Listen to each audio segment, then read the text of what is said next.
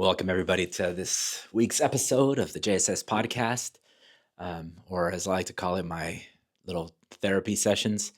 Uh, you know, uh, this podcast has definitely been something that's completely out of my comfort zone, something that I do struggle with weekly to try to figure out, what am I gonna talk about? Who wants to hear me? Who's listening?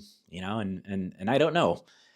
But at the end of the day, it's also an opportunity for me to just share a little bit of some insight, kind of things that I've been thinking about over the week, making it less topic specific and it's more just opportunity to speak. And hopefully we can get some guests on here in the next year and kind of do the same. But just really an opportunity to just kind of let out a little bit of the stuff that's kind of running around in my brain. It does seem to run around sometimes, and it's hard to get under control. So today, just want to talk a little bit again, a little bit of free flow, and one of the things that's been on my mind a little bit, and I've been just seeing, and I'm sure if anybody who's watching this last couple weeks or last week, you've been seeing everybody post their Spotify year in review, and I'm seeing a lot of different places are starting to do something similar, and it's got me thinking a little bit about just what we've done, what we've accomplished, good, bad, in 2025. It's been a roller coaster of a year for a lot of us. It's been a challenge for a lot of people in the industry, real estate, finance, sales. It's been tough. Economy's been tough on a lot of people. There's been a lot of political changes, and there's been a lot of things that are just happening that are out of our control, um, that have impacted a lot of the things that we do. We're seeing uh, changes in the real estate market. Rates have continued to stay high or higher than we'd like to see them, or higher than what the consumers used to seeing. I guess it's a better way to say it, because in my opinion, I know it's a unpopular opinion. We shouldn't have rates in the twos or threes. It doesn't lend for a, no pun intended on the lend. It doesn't lend for a positive, for a healthy real estate market. It causes bubbles, and it causes markets to grow inflated, and it's causing markets to grow in a way that they shouldn't grow, just because people are outbidding, somebody's outbidding themselves. So, yeah, unpopular opinion, we shouldn't have rates in the twos and threes. My opinion, and different studies that I read, we should be looking at rates in the fives or even sixes. That lends, it kind of, it's something you're seeing now in the market where prices aren't increasing dramatically, and it's kind of keeping a stable market, which is what we want ultimately, right? We don't want. I know a lot of speculators are looking for those hockey pucks, looking for those drastic increases in pricing, so that you can get in, make a quick buck. But for long term health in the marketplace, we don't want that, because those skyrocketing jumps, it's going to drop, and you see corrections in those markets that we've seen that. So yeah, I mean, it's been one of those years where we've seen inflated rates. We've seen the job market hasn't been great. There's been hasn't been a lot of growth in that space. We're seeing unemployment numbers continue to grow higher and higher. I was reading an article this last week about there's a lot of industries that are seeing a lot higher unemployment, that or about to see higher unemployments that they haven't seen. There's been a lot of layoffs coming. Um, you know, Tariffs. I know that's been a big heated topic, and there's a lot of different ways to look at it, but it's something that's now we're starting to see, how it's worked through the system. The back and forths, whether we have them or we don't, and where they're at, where they're not. It causes inconsistency, uncertainties in the marketplace, and people haven't been able to make a lot of decisions. A lot of bigger companies have absorbed the costs and haven't rolled them down to the consumer. But I think as we flow into 2026, and that continues, those costs of goods will increase, and there's nowhere else for it to go but to roll down to the consumer. So I think we're going to see a lot of that more. So didn't want to really dive too much into that today. doing more of a, just kind of an evaluation, time, at the end of the year. And it's easy to, for us to look at what we've done, what we could have done differently. And just wanted to talk about that a little bit. It's as a company, for ourselves, I can say, I'm kind of going into the end of the year as a business owner. What did we do? What worked? What didn't work? Budgets, next year's budgets, some forecasts, and what can we do differently? But I think it's a good opportunity for all of us to do that. Take a little bit of self inventory. What did we do? What did we accomplish? What can we have done differently? Right? What can we grow into 2026? It's hard to say 2026 in a way where it's going to give us satisfaction. It's going to give us growth. One of the things that I was looking at this last week, and it says one of the most Googled topics this last month had been career. I forgot what the word was. Anyway, what it was saying that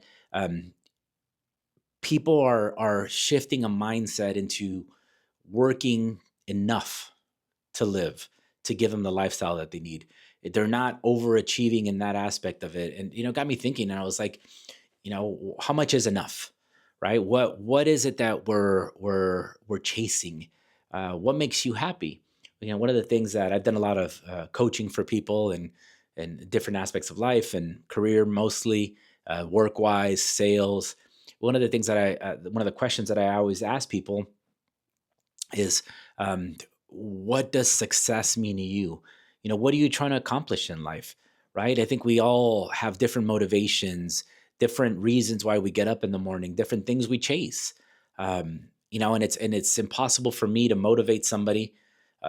Hopefully, I'm motivating somebody on the other side of this camera, but if I don't know what that drive is for you, it's hard for somebody to tell you what to do, because enough, that word enough, is different for everybody.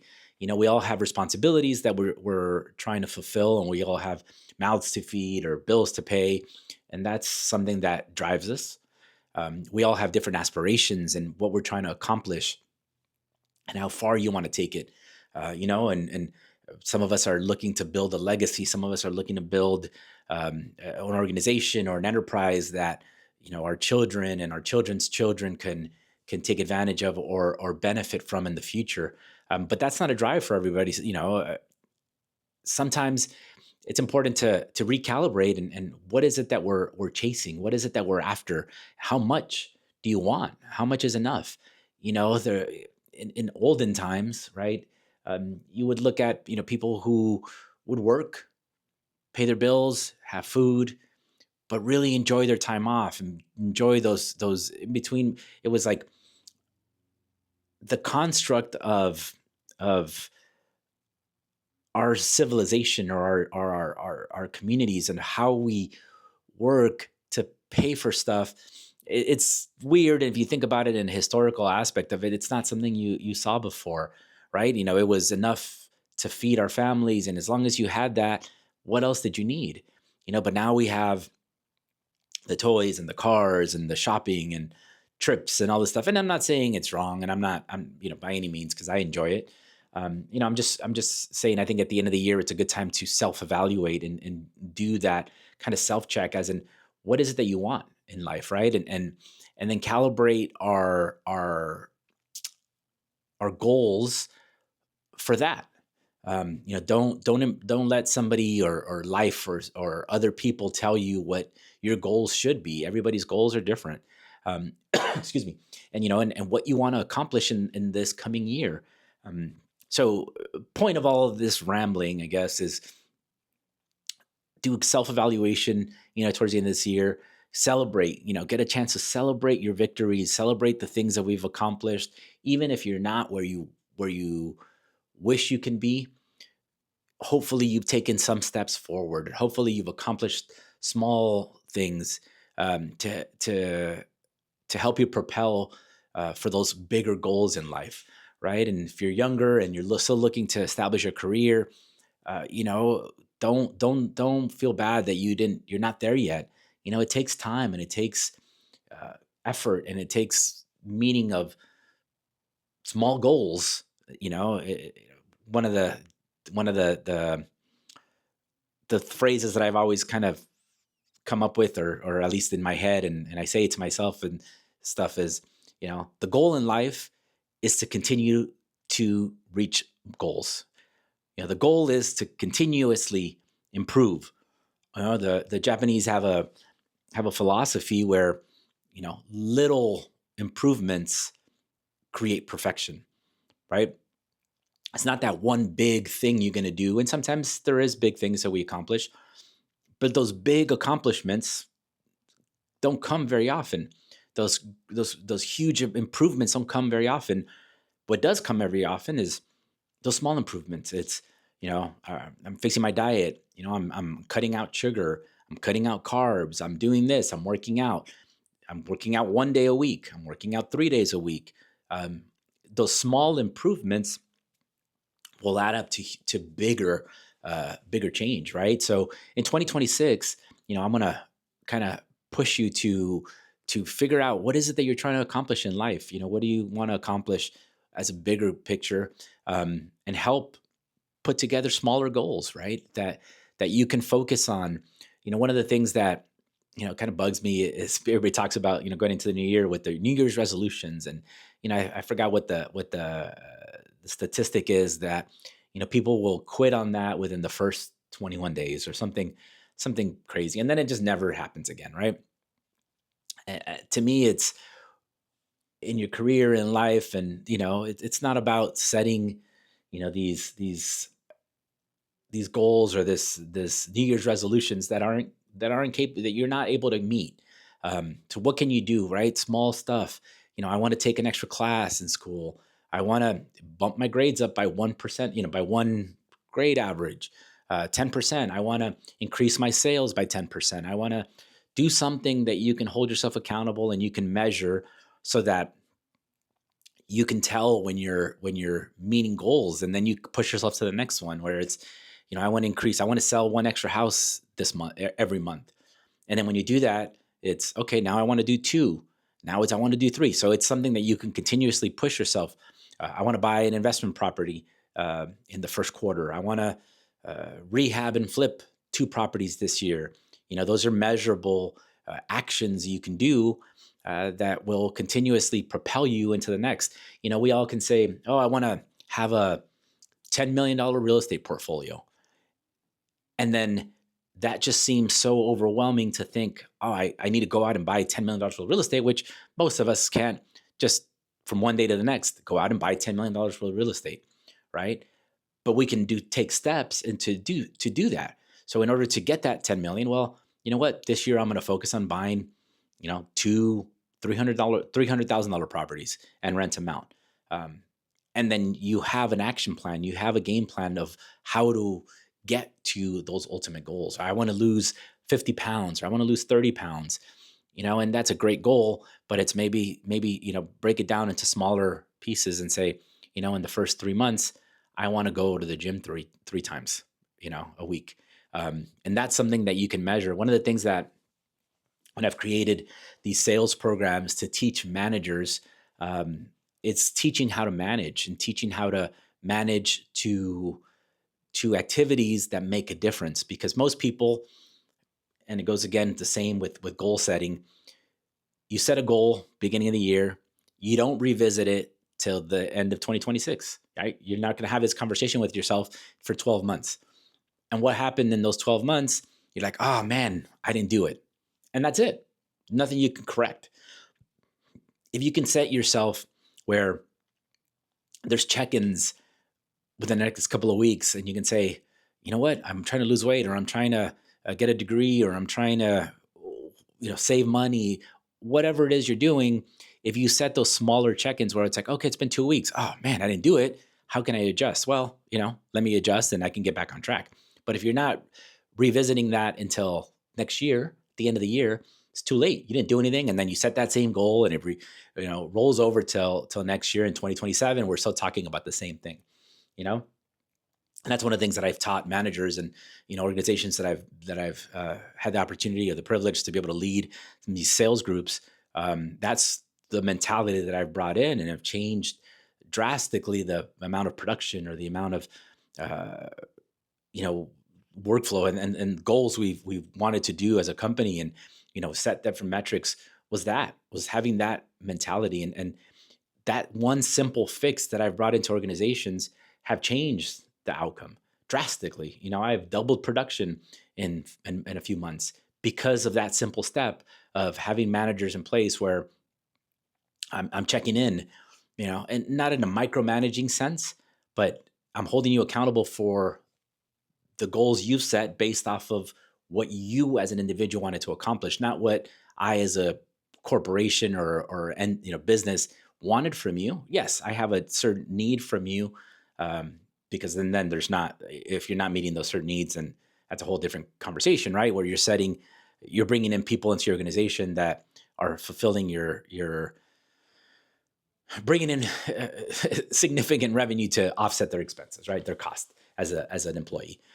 Not talking about that. We're just talking about, as a coaching sense, if I have a conversation with you and I know what you as an individual want to accomplish, and I help you break it down where, every couple of days I can check in, or every weeks, so do that for yourself, where you're, whatever it is, the goals that you're focused on for 2026. You're either have somebody to continuously check in, use the tools at your disposal, Chat GPT, some AI stuff. There's a ton of different cool goal setting tools out there where you can put calendar reminders and things that are breaking down these certain activities or certain goals into manageable pieces to make you successful. But I think that's, as an individual, as a business owner, as a salesperson, as a real estate agent, loan officer, as a property investor, uh, uh, all of the above, right? I think those are the things that we need to go into 2026. That's one of the things that my wife and I have talked about. We have a 5-year plan, and we have smaller goals within that 5-year plan of what we want to do to get us to those ultimate goals, right? I mean, at my age now, I'm not that I'm old. We're looking at what comes next, what comes after this. We've been spending a lot of time and resources to build this organization, the JSS, and trying to build something where we're leaving something, a legacy in this business with real estate and mortgage and investment opportunities for different people, where this is something that we can take on into the next stage of our life, right? But we've done it where, if I can turn the camera around and just show these some whiteboards that I have, where I break down individual entities that we have, and smaller bite-sized things that need to happen to get to these ultimate bigger goals, right? So anyway, that's kind of what I just wanted to talk about today a little bit. Great opportunities as an individual. Year end, take that Spotify Wrapped. Where are you spending your time? Where are you spending your resources? Somebody once told me, where you spend your resources is what's important for you. Resources are time, money, headspace. Are you spending your time scrolling? Are you spending your time scrolling in something important that helps, gives you knowledge and gives you some betterment for your goal achievement, right? Don't miss out those opportunities that we have, right? We all have the same amount of time. We all have the same capacity to operate. So use this time to, if life gave you not just your Spotify recap, but your year in review, where did you spend your time? Who did you spend your time with? What resources did you take advantage of? What did you read? What did you look up? What did you search? What were your most searched topics? And were those things that were for your ultimate success? And we're the only ones who can answer that. And if you can answer those questions, tweak that, I guarantee you 2026 will give you better results. Thank you, guys.